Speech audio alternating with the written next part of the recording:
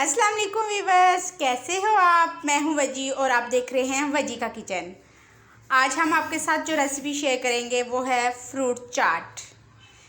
इसके लिए हमें चाहिए लार्ज साइज़ का अनार, 2 अदद सेब, 3 अदद केला, 1 कप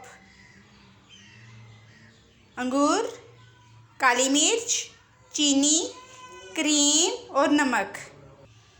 हमने इसके साथ का एक बोल लिया, उसके अंदर हमने क्रीम डाली।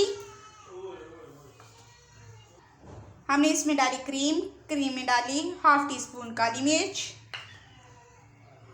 2 टीस्पून चीनी और थोड़ा सा नमक। इसको अच्छी तरह फेंट लें,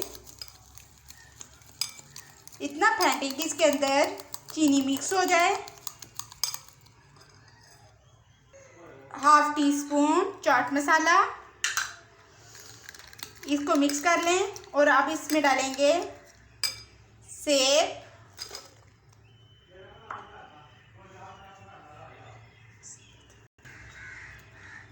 केला, अंगूर और अनार। आप चाहें तो अपनी मर्ज़ी के कोई भी मज़ीद फल ऐड कर सकते हैं। अब हम इसको मिक्स करेंगे।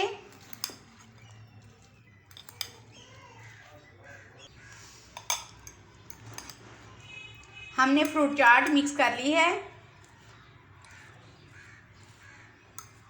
अब हम आपको डिश आउट करके दिखाते हैं।